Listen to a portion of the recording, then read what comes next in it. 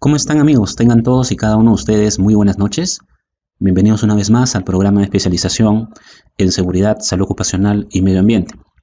Deseando que todos y cada uno de ustedes se encuentre muy bien de salud, vamos a continuar con lo que hemos estado estudiando. En la última sesión revisamos el artículo 22 y 23 que nos hacía referencia a la política en materia de seguridad y salud en el trabajo. Nos mencionaba en el artículo 22 cuáles son las características que debe cumplir esta política. El artículo 23, cuáles son los 5 principios que deben estar explícitamente en la política en materia de seguridad y salud en el trabajo. Sin embargo, no nos mencionaba realmente qué era la política. Y esto tiene que quedarnos súper claro. La ley lamentablemente nos dice que tienes que tener una política, nos dice cuáles son las características de la política, cuáles son los principios que deben estar incluidos en la política, pero nunca nos llegó a definir formalmente qué es la política en seguridad y salud. Y sin embargo, eso es mucho más importante para poder entender lo que hacemos. La política la entendemos nosotros como el compromiso visible de la organización para poder salvaguardar la integridad de los trabajadores y de toda aquella persona que se pueda encontrar en las instalaciones de la organización. Y más importante de conocer el artículo 22 y el artículo 23 es la planificación que usted hace para implementar la política. No es difícil diseñar la política. Usted se va a dar cuenta que las políticas de diferentes empresas se parecen bastante.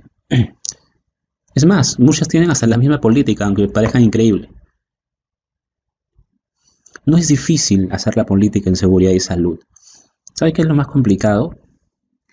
Es que usted planifique la implementación de la política. Y la implementación de la política parte desde el hecho que el trabajador realmente entienda qué es la política. Porque si el trabajador no entiende qué es la política, va a ver a la política como un papel más. Lo más importante es que el trabajador entienda qué es la política. Que usted planifique con su gerente general, su gerente de producción, con una persona que sea muy representativa de parte de la alta dirección, para que esa persona se tome su tiempo y ella sea la que difunda la política en seguridad y salud. Esas actividades las tiene que ir planificando. Y eso es justamente la gestión. Ahí usted administra tiempos, procesos, recursos, de tal manera que el trabajador sí entienda qué es la política. Y no sea simplemente la política un papel que usted reparte y que todos firman. Ese no es el objetivo del sistema de gestión de seguridad y salud. El objetivo es que el trabajador entienda. ¿Cuándo lo va a entender el trabajador? Cuando va a ver a su gerente general, difundiéndole la política y diciéndole que la misma organización que él está liderando se está comprometiendo con dicho trabajador. Ahí es donde usted va a tener un impacto muy fuerte para poder gestionar correctamente la seguridad y salud. Y eso el trabajador no lo va a olvidar. Cuando venga cualquier auditoría, el trabajador va a entender. La política sí, el gerente fue el que nos reunió en el comedor, en el patio de la planta, y nos explicó que la empresa estaba comprometida con cuidarnos. Y eso se le va a quedar al trabajador. De repente el trabajador ni siquiera se va a acordar de los 5 principios, pero sí se va a acordar que estuvo el gerente y fue él el que se comprometió con cuidarlos. Muy, muy importante, más que conocer o memorizar el artículo 22 y 23, es el hecho de que usted pueda planificar correctamente la actividad preventiva, ¿no? Y la organización cumpla con la difusión correcta de la política en materia de seguridad y salud en el trabajo. Muy bien, vamos a continuar nosotros y ahora nos toca revisar el artículo 26. Este artículo 26 sufrió una modificatoria cuando se promulgó la ley 30222. Recordemos que la ley 30222 fue la ley que modifica algunos artículos de la ley 29783. Uno de los artículos que fue modificado fue precisamente este artículo 26. ¿Qué es lo que señala el artículo 26 entonces de la ley 30222? Señala que el sistema de gestión de seguridad y salud en el trabajo es responsabilidad del empleador. Bueno, eso ya lo conocíamos, ¿no? Porque hemos estudiado los 9 principios y existía un principio que era el principio de responsabilidad. Acá nos está diciendo que el sistema de gestión es responsabilidad del empleador Eso ya lo conocíamos. Quien asume liderazgo y compromiso de estas actividades en la organización. Punto seguido, nos señala este artículo 26 que el empleador puede delegar las funciones y la autoridad necesaria al personal encargado del desarrollo, aplicación y resultado del sistema de gestión de seguridad y salud en el trabajo, quien rinde cuentas de sus acciones al empleador o autoridad competente. Ello no lo exime de su deber de prevención y, de ser el caso, de resarcimiento. Asimismo, nos menciona que, sin perjuicio de liderazgo y responsabilidad que la ley asigna, los empleadores pueden suscribir contratos de locación de servicios con terceros para la gestión, implementación, monitoreo y cumplimiento de las disposiciones legales y reglamentarias de seguridad y salud en el trabajo. Bueno, nos ha dicho bastantes cosas, y vamos a tratar de analizarlas. Lo primero que nos está diciendo, y esto nos tiene que quedar súper claro, es que es responsabilidad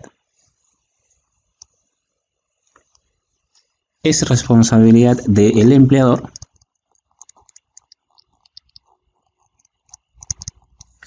la implementación del sistema de gestión de seguridad y salud en el trabajo. Es responsabilidad del empleador, ¿no? Recordemos que tenemos ahí el principio de responsabilidad. Entonces, el empleador, ¿qué es lo que tiene que hacer? Va a asumir, ¿qué cosa?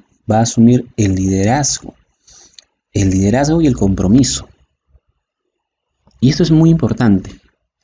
Todo sistema de gestión siempre se implementa de arriba hacia abajo. Se implementa trabajando siempre con la alta dirección. No hay forma de que usted implemente un sistema de gestión empezando a trabajar instructivos, procedimientos de trabajo, estándares con los operarios. No hay forma de implementar un sistema de gestión de esa naturaleza. La forma idónea de poder implementar un sistema de gestión es justamente cuando el empleador asume el liderazgo y el compromiso. Lo está señalando la misma ley. ¿Y por qué es el empleador el que tiene que asumir ese liderazgo y compromiso? Está ligado a su deber de responsabilidad. O sea que el liderazgo y compromiso no tiene que ser solamente el área de seguridad y salud. Por supuesto que no. Esa función clave es del empleador. Pero dice también que el empleador puede delegar funciones y puede delegar la autoridad necesaria a un personal encargado. Por eso es que el empleador te va a contratar a ti. El empleador va a delegar funciones y autoridad a un personal encargado. Y para eso la organización contratará, no sé, de repente a un jefe de seguridad y salud. ¿Qué le delega el empleador? Le delega funciones específicas. Le va a delegar funciones específicas. Y obviamente para que pueda desarrollar esas funciones le va a dar cierta autoridad. Bastante limitada en realidad, pero le va a dar autoridad. Y eso no significa que el empleador ahora queda sin el principio de responsabilidad. No, todo lo que haga el jefe de seguridad, bien o mal, le va a rendir cuentas a quien, al empleador. Pero si es que de repente el jefe de seguridad está desarrollando una supervisión de trabajo en altura y de repente viene el contratista, llena su famoso ATS, autorización de trabajo seguro, y el jefe de seguridad no lo revisa bien y simplemente lo firma y le permite trabajar sin darse cuenta que tiene todos los EPPs. Sin darse cuenta, que no tiene todos los EPPs. Si ese trabajador se accidenta si ese trabajador se accidenta, ¿de quién es la responsabilidad? ¿Del jefe de seguridad o del empleador? Porque si ese trabajador se muere, usted tiene a su NAFIL afuera de inmediato. No solamente a su NAFIL, sino a todos los familiares del accidentado. ¿Y a quién le van a achacar la responsabilidad? ¿Al jefe de seguridad y salud? No. La ley misma lo está demarcando. ¿A quién? Al empleador. O sea, el empleador puede delegar funciones de autoridad al jefe de seguridad, al coordinador de seguridad. Sin embargo, las consecuencias de las acciones del trabajo del jefe de seguridad, coordinador de seguridad, van a ser asumidas por la empresa. El empleador sigue siendo responsable. El empleador no le va a decir a su NAFIL, oye, no, ¿sabes qué es un NAFIL? Yo contraté a un jefe de seguridad y como yo lo contraté y él no supo revisar bien el ATS, pues bueno, la responsabilidad ya no es mía, la responsabilidad es del jefe de seguridad porque él hizo mal su trabajo. Por supuesto que no. Obviamente para eso la empresa debió contratar a un profesional competente, ¿no? Que entiendo que son ustedes. Entonces eso no se pierde nunca. Hay muchas personas que dicen, ingeniero, me da miedo de firmar los ATS, me da miedo de firmar los permisos de trabajo, porque si algo pasa me van a responsabilizar a mí. Ahí está mi nombre, ahí está mi firma. ¿Tendrá responsabilidad el jefe de seguridad y salud? Sí, tendrá responsabilidad, pero una responsabilidad administrativa interna dentro de la empresa, ¿no? De repente, por no hacer bien, entre comillas, su trabajo. Ya la empresa de repente puede tomar una acción sociolaboral, pero la responsabilidad nunca va a ser de ese jefe de seguridad. La responsabilidad siempre la asume el empleador, siempre. Lo otro que señala este artículo es que sin perjuicio del liderazgo y responsabilidad, los empleadores quedan facultados de poder contratar a una empresa tercera para que les lleve el sistema de gestión. Sin perjuicio del liderazgo y responsabilidad que la ley asigna, los empleadores pueden suscribir contratos de locación de servicios con terceros para la gestión, implementación, monitoreo y cumplimiento de las disposiciones legales y reglamentarias sobre seguridad y salud en el trabajo. Muchas empresas consultoras han crecido mucho justamente porque las empresas no han querido constituir un área de seguridad y salud y han contratado los servicios de las consultoras para que las consultoras le lleven el sistema de gestión. Entonces, de repente el empleador no quiere tener más gente en su planilla, entonces no necesita contratar a un jefe de seguridad, puede llevar su sistema de gestión con un tercero. Ese tercero puede ser una empresa consultora y esa empresa consultora se encarga de poder llevar el sistema de gestión.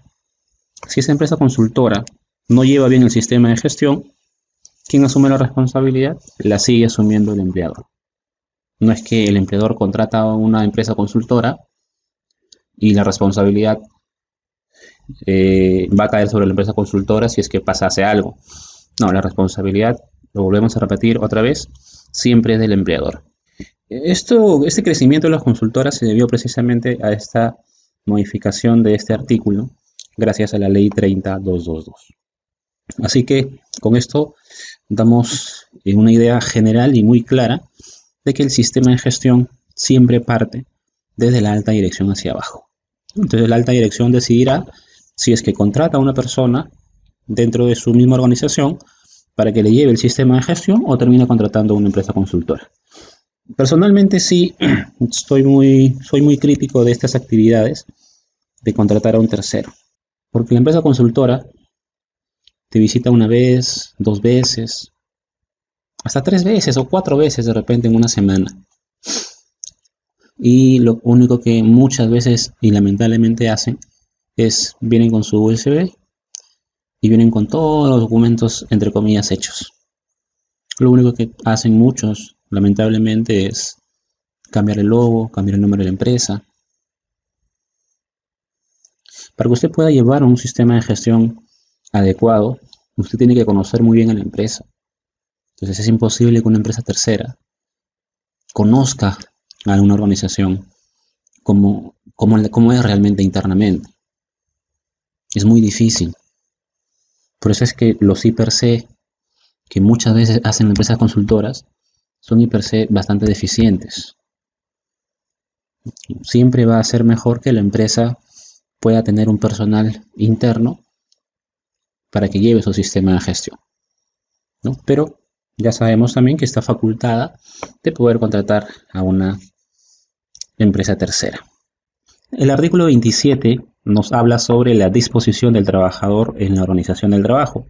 Nos señala que el empleador define los requisitos de competencia necesarios para cada puesto de trabajo y adopta disposiciones para que todo trabajador de la organización esté capacitado para poder asumir sus deberes y obligaciones relativos a seguridad y salud, debiendo establecer programas de capacitación y entrenamiento como parte de la jornada laboral, de tal forma que se puedan lograr y se mantengan las competencias establecidas. Entonces,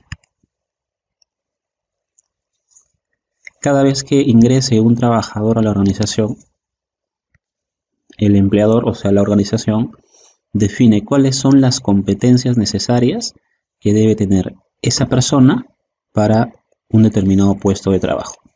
Supongamos que el puesto de trabajo sea un mecánico. Supongamos que ese puesto de trabajo sea un mecánico. O sea, para una persona que se va a encargar de la mecánica de montacargas.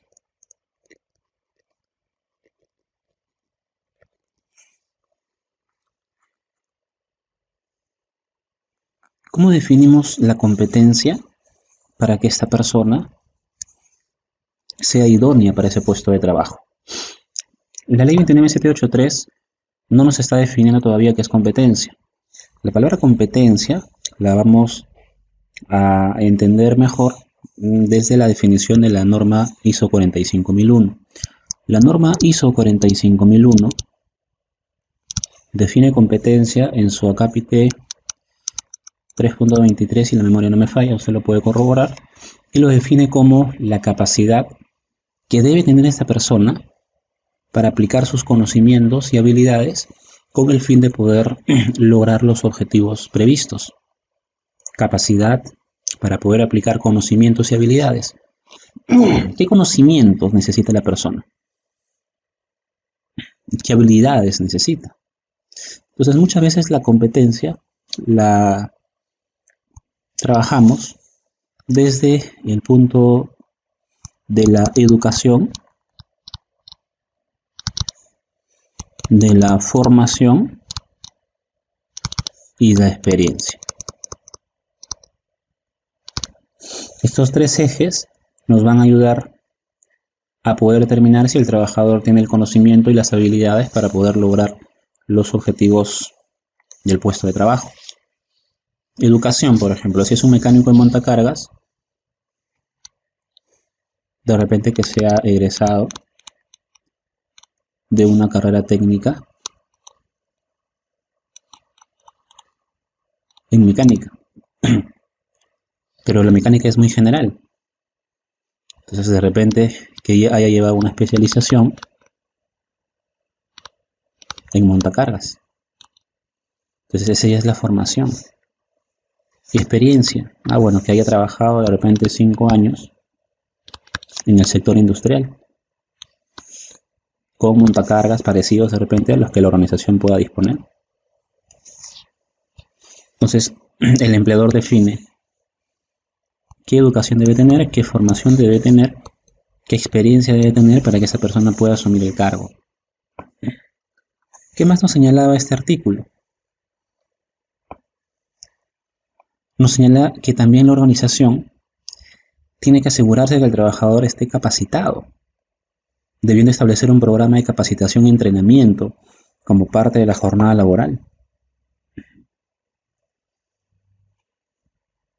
Entonces, este trabajador cuando va a ingresar, seguramente va a pasar primero su inducción general, que es la inducción que muchas veces da el área de seguridad, y cuando ya llega al puesto de trabajo, tendrá la inducción específica.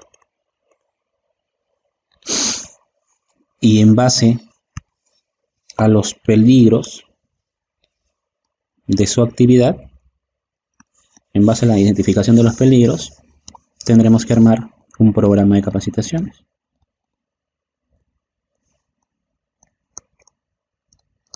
Eso es lo que nos está señalando este artículo 27.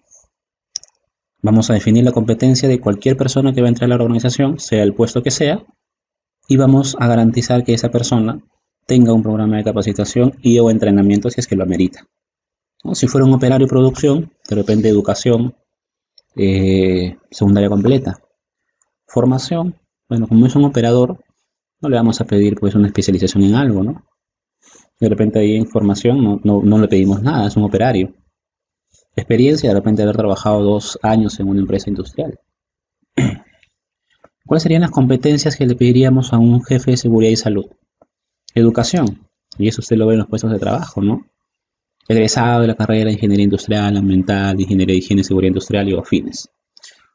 Formación, haber llevado un curso de especialización con no menos de 152 horas, 158 horas, eso ya lo define la misma empresa. Experiencia, haber liderado un sistema de gestión con una experiencia de 4 o 5 años, ¿no? Y acá es medio paradójico, ¿no? Estos avisos que definen la competencia de un practicante de seguridad y salud. Educación, egresados de la carrera de Ingeniería Ambiental, Industrial, de Higiene y Seguridad Industrial, etc. Formación, haber llevado una diploma de especialización o un curso de especialización, eso lo define la empresa. Y le piden experiencia 2 años. No, bueno. Ya en ese caso ya la empresa no está buscando un practicante, está buscando una persona que lleve su sistema de gestión, pero lamentablemente la considera como practicante y la responsabilidad obviamente ya es mayor.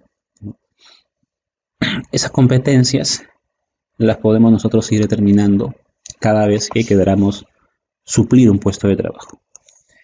Normalmente, ¿quién hace esa actividad? El perfil de puesto lo debe elaborar recursos humanos con el área que está solicitando el personal, que es lo general que normalmente pasa. Muy bien, sigamos. El artículo 28 de la Ley de Seguridad y Salud en el Trabajo nos va a hablar sobre los famosos registros del sistema de gestión de seguridad y salud. Y nos señala que el empleador tiene que implementar registros y documentos del sistema de gestión, los cuales pueden ser llevados a través de medios físicos o electrónicos. No todo tiene que estar en papel. También se puede trabajar de forma digital. En el Reglamento de Seguridad y Salud en el Trabajo, Decreto Supremo 005/2012-TR, en el artículo 32 nos va a señalar cuál es la documentación. O sea, acá nos hablaba de que el empleador tiene que implementar registros y documentos. Acá nos especifica cuáles son esos documentos que debemos implementar. Tenemos que implementar una política y objetivos en materia de seguridad y salud en el trabajo. Tenemos que implementar el reglamento interno de seguridad y salud en el trabajo. No todas las empresas están en la obligación de implementar un reglamento interno. Un poquito más adelante la ley nos va a detallar cuáles son las empresas que sí están en la obligación de poder implementar un reglamento interno de seguridad y salud en el trabajo. Otro documento que debemos implementar es la identificación de peligros, evaluación de riesgos y medidas de control, o sea, el IPRC. El mapa de riesgos que ya hemos conversado, que se trata de un pequeño mapa donde nos va a señalar a través de pictogramas cuáles son los riesgos de cada zona. Eso es muy importante porque si yo soy un visitante, voy a saber a qué riesgos me voy a exponer cuando pase de una zona 1 a una zona 2 o una zona 3. Y tenemos que elaborar documentariamente la planificación de toda la actividad preventiva, o sea, el plan de seguridad y salud en el trabajo y el programa de seguridad y salud en el trabajo. La documentación referida en los incisos A y C, o sea, política, objetivos e IPRC, tiene que ser exhibida en un lugar visible dentro del centro de trabajo. Por eso es que muchas veces cuando usted va a puestos de trabajo, al costado del trabajador ve usted el IPRC. El IPRC suele ser un documento poco extenso. No se trata de colocar todo el IPRC, pero sí al menos las partes más importantes del IPR, Y eso tiene como objetivo que el trabajador siempre tenga presente cuáles son los peligros a los cuales está expuesto. Entonces, estos son los documentos que vamos a implementar. Seguramente iremos comentando un poco más adelante sobre alguno de ellos. En el artículo 33 del reglamento nos va a señalar los famosos 8 registros obligatorios. Hay que registrar información en el sistema de gestión. ¿De qué vamos a registrar información? Vamos a registrar información de accidentes de trabajo, enfermedades ocupacionales, incidentes peligrosos y otros incidentes en el que debe constar la investigación y las medidas correctivas. O sea, si en tu empresa ocurre un accidente, usted tiene que investigar el accidente y establecer cuáles son las medidas correctivas que usted ha implementado para que ese accidente no vuelva a ocurrir. Más adelante hablaremos sobre las metodologías para poder realizar investigación de accidentes. Registro de exámenes médicos ocupacionales. Esa información que manda la clínica al médico ocupacional, eso hay que registrarlo. Los registros de los monitoreos de agentes físicos, químicos, biológicos, psicosociales y factores de riesgo disergonómicos. Cada vez que te dan un monitoreo, toda esa información se registra. Registro de inspecciones internas de seguridad y salud en el trabajo. Una inspección es una verificación del puesto de trabajo con respecto a un estándar. Ya hemos hablado sobre qué es un estándar. Un estándar es un modelo, un patrón. Cuando usted hace una inspección, usted espera que ese puesto de trabajo cumpla con ese patrón o con ese modelo ideal que usted tiene como estándar. Y si es que no cumple, tendrá que plantear acciones de mejora o acciones correctivas para que obviamente ese puesto de trabajo llegue a cumplir con el estándar. Ese registro de inspecciones también se registra, ¿no? Registro de estadísticas de seguridad y salud. ¿Cuántos accidentes has tenido en el año? ¿Cuántas horas perdidas hemos tenido? Toda esa información estadística también la vamos a registrar. Registro de los equipos de seguridad o emergencia. ¿Qué equipos de seguridad tiene usted? Muchas empresas tienen los famosos SCBA, ¿no? Los SCBA son los famosos equipos de respiración autónoma. Son estos balones de oxígeno que muchas empresas industriales tienen para poder realizar algún tipo de intervención cuando ocurra un derrame con algún material peligroso. O algún equipo de emergencia, como puede ser, por ejemplo, los aspersores, los detectores de humo, los mismos extintores. Entonces tienes que tener todo un registro de todos tus extintores, por ejemplo. Tienes que tener un registro de todas tus luces de emergencia, un registro de todos tus detectores de humo, e ir haciendo inspecciones constantemente para ver si es que están operativos. Tienes que registrar las inducciones, las capacitaciones, los entrenamientos y los simulacros de emergencia. No habíamos hablado sobre la inducción. Es un proceso de información. Proceso de capacitación es un proceso en el cual agregamos conocimiento. El entrenamiento ya es algo mucho más efectivo, porque no solamente se da conocimiento, sino se adiestra con práctica. Y el simulacro ya es la simulación de una situación de emergencia, ¿no? Por ejemplo, un simulacro de defensa civil, un entrenamiento para la brigada de lucha contra incendios, un entrenamiento para la brigada de primeros auxilios. Y se tiene que tener también un registro de auditorías. Eso está señalado en el artículo 33 del Decreto Supremo 005/2012 TR. En el artículo 35 nos va a señalar cuál es el tiempo en el cual se van a conservar los registros. Y nos señala que los registros de enfermedades ocupacionales deben ser conservados por un tiempo de 20 años. Los registros de accidentes, incidentes peligrosos, tienen que ser conservados por un periodo de 10 años posteriores al suceso. Y todos los demás registros tienen que conservarse por un periodo de 5 años.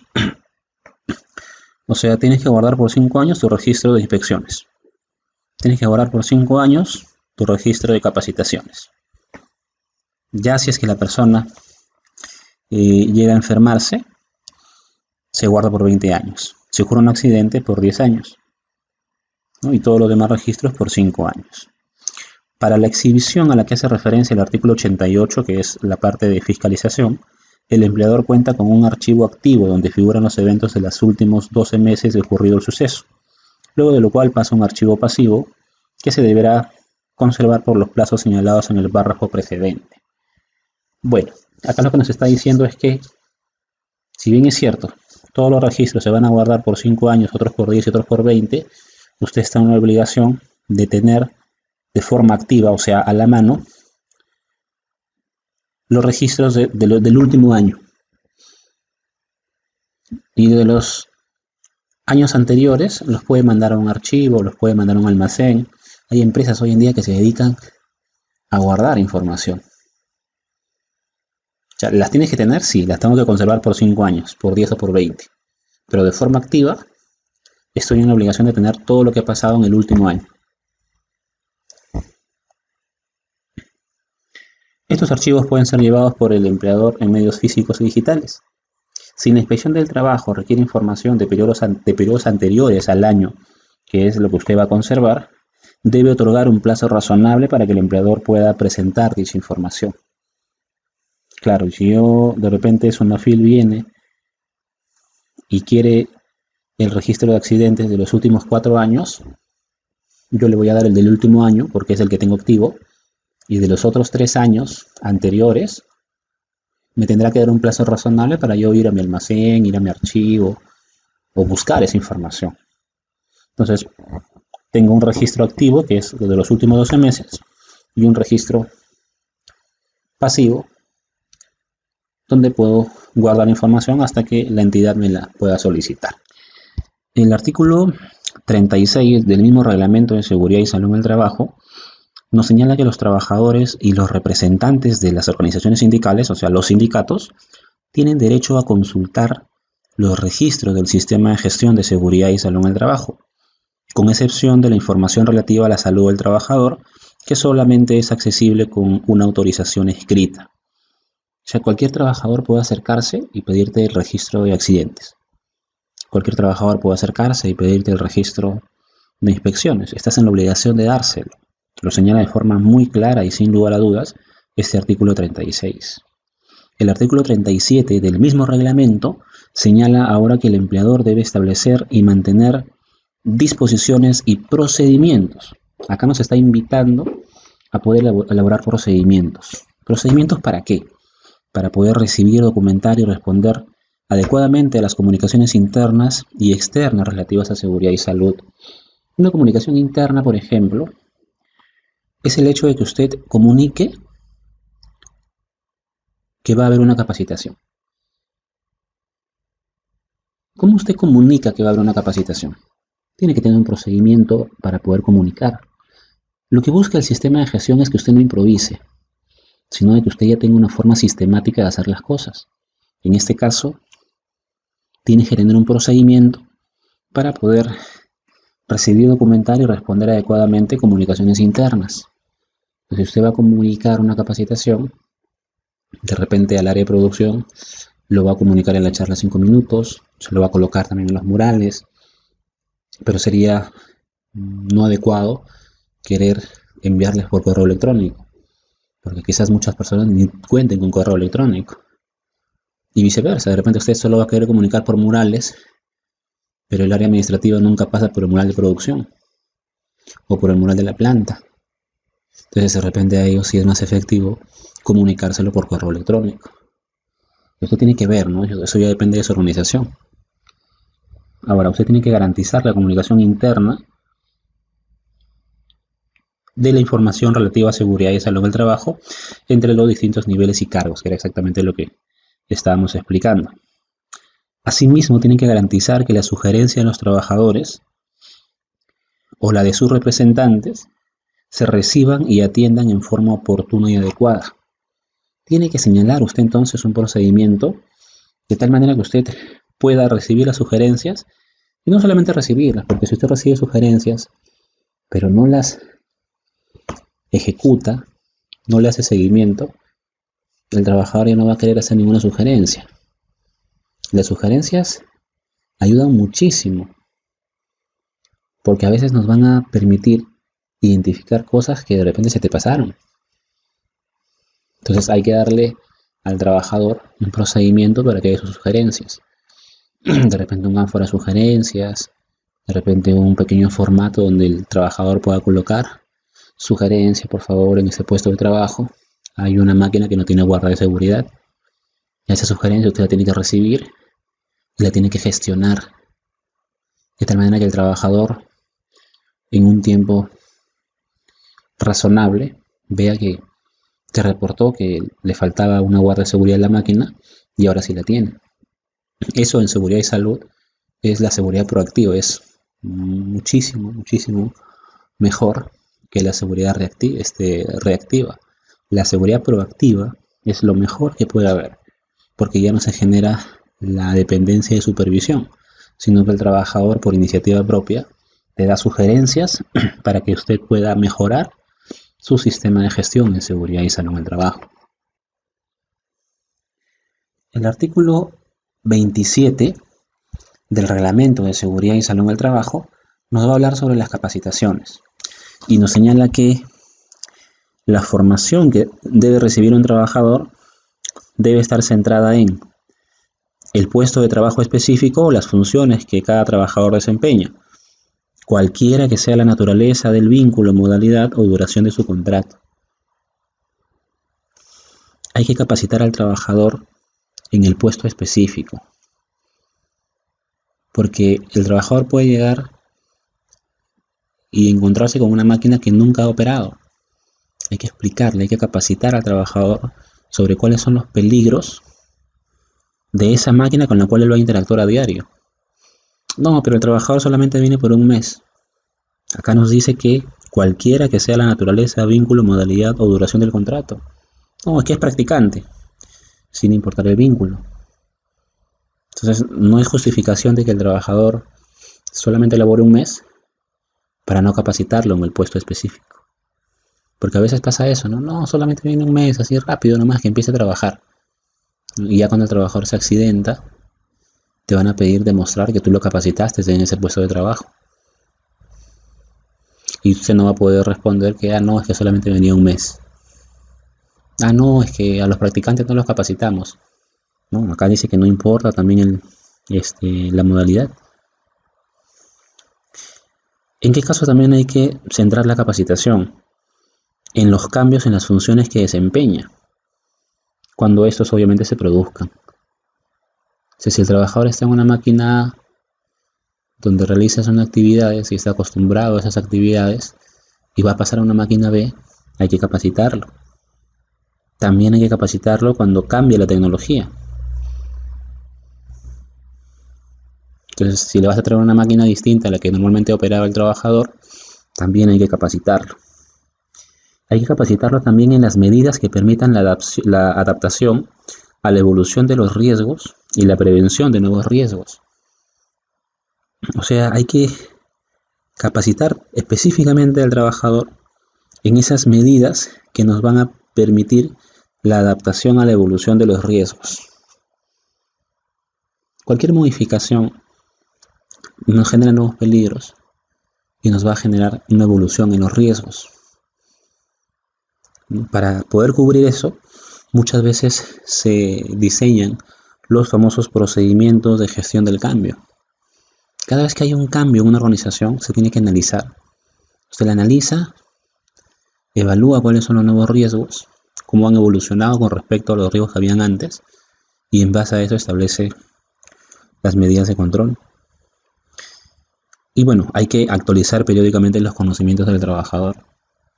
Si el trabajador va a laborar en una máquina, hay que actualizar los conocimientos de repente cada 6, cada 10 meses, eso ya lo define usted, pero no vamos a decir, es que yo ya lo capacité hace 5 años y se debe acordar. No, es su labor actualizar periódicamente los conocimientos de su trabajador. Ahora, hemos señalado también nosotros que el Reglamento de Seguridad y Salud en el Trabajo, Decreto Supremo 005-2012-TR, ha tenido varias modificatorias. La última modificatoria fue la de este año. El Decreto Supremo 001-2021-TR agrega a este artículo 27 el artículo 27-A. O sea, es un agregado, es una adenda al artículo 27. ¿Y qué señala esta adenda al artículo 27? Nos va a hablar sobre las capacitaciones presenciales. Estas capacitaciones presenciales son aquellas que se realizan al momento de la contratación, o sea, cuando va a entrar a trabajar, cualquiera que sea la modalidad o duración, o cuando se produzcan cambios en la función, en el puesto, o en la tipología de la tarea, o en la tecnología. O sea, un poquito nos está aclarando lo que señalaba en realidad el artículo 27, pero nos está señalando en qué casos las capacitaciones deben ser presenciales. En otras circunstancias, las capacitaciones podrían hacerse por diferentes medios de transmisión de conocimientos, ¿no? Los cuales obviamente deben ser oportunos. Hoy en día muchos, por la pandemia que se está viviendo, se realizan capacitaciones virtuales. Pero en estos dos específicos tienen que ser presenciales, ¿no? Eso hay que tomarlo bastante en cuenta. El artículo 28 del mismo reglamento nos señala que las capacitaciones deben realizarse dentro de la jornada de trabajo. Estas capacitaciones deben ser impartidas directamente por el empleador. Puede utilizar a una empresa tercera o inclusive puede invitar a Sunafil a que Sunafil te capacite. Nadie lo hace, pero de repente no sabían que usted como empresa puede solicitar que Sunafil vaya a tu organización a capacitarlos. Es deber de Sunafil. Sunafil hace una labor de fiscalización, pero también tiene una función de poder promover el conocimiento en materia de seguridad y salud en el trabajo. Sunafil hace cursos en diferentes partes del año. Inclusive en la pandemia también está haciendo cursos. Ya esos cursos sirven para poder registrarlas como capacitación, pero para eso obviamente pues hay que tomar todas las consideraciones para ver si es que realmente el trabajador está asimilando los conocimientos que estaría recibiendo, en este caso en una modalidad totalmente diferente, ¿no? Ahora, los programas de capacitación tienen que hacerse extensivos a todos los trabajadores, atendiendo de manera específica a los riesgos existentes en el trabajo. La típica pregunta, ¿no? ¿En qué voy a capacitar a mi trabajador? Se capacita al trabajador de acuerdo a los peligros y los riesgos que genera su puesto de trabajo. Si es que voy a capacitar al trabajador en quemadura, pero el trabajador no tiene ningún tipo de peligro que te genere quemadura, no tendría ningún sentido capacitar al trabajador en ese tema. Las capacitaciones deben ser impartidas por profesionales competentes y con experiencia en la materia. Ya hemos definido qué es competencia. Ahora, no te dice que tenga que ser necesariamente una persona con colegiatura, por ejemplo. Son impartidos por profesionales competentes y con experiencia en la materia. O sea, usted define la competencia del profesional que te va obviamente a capacitar a sus trabajadores. Pero acá nos señala, por ejemplo, que el profesional necesariamente tenga que ser colegiado. Algunos que sí, no, es que para que mi capacitación realmente sirva, el capacitador tiene que tener firma CIP. No necesariamente, no lo señala el artículo 29. Ofrecer cuando proceda una formación inicial y cursos de actualización a intervalos adecuados, eso ya se mencionó en el artículo anterior. Ser evaluados por parte del participante en función a su grado de comprensión y su utilidad en la labor de prevención de riesgos laborales. ser evaluado por parte de los participantes. O sea, a esa persona que va a ser tu capacitador, hay que evaluarla a través de una encuesta que se le puede hacer a todos los participantes para ver si es que realmente el expositor, el capacitador, llegó de forma adecuada a los trabajadores. ¿Qué más señala? Que tienen que ser revisados periódicamente con la participación del Comité de Seguridad y Salud en el Trabajo o la del Supervisor de Seguridad y Salud en el Trabajo, y ser modificados de ser necesario para poder garantizar su pertinencia y su eficacia. O sea, los programas de capacitación tienen que ser revisados periódicamente por el Comité de Seguridad y Salud en el Trabajo. Todavía la norma no nos ha hablado de comité, pero ya la metió ya, ¿no? Por eso decía que esto es bastante desordenado.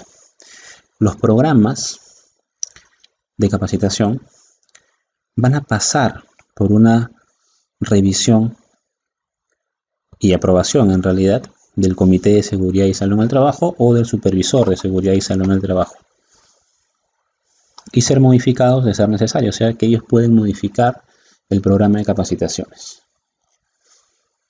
Debemos contar con un material y documentos idóneos para que se pueda llevarse a cabo la capacitación y adecuarse al tamaño de la organización y a la naturaleza de sus actividades y riesgos.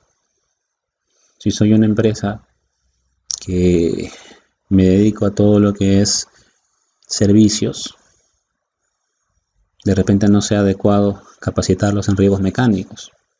Entonces tiene que estar dirigida la capacitación a la naturaleza de las actividades y riesgos que presenta el centro de trabajo. Muy bien, jóvenes, ahí tienen que analizar muy bien este artículo 29 del Decreto Supremo 005-2012 TR, y ya en la siguiente sesión nosotros estaríamos entrando a analizar el artículo 29, pero de la Ley de Seguridad y Salud en el Trabajo, donde ya hablamos del famoso Comité de Seguridad y Salud en el Trabajo. Muy bien, les mando un fuerte abrazo. Cuídense mucho. Nos vemos en la sesión número 6.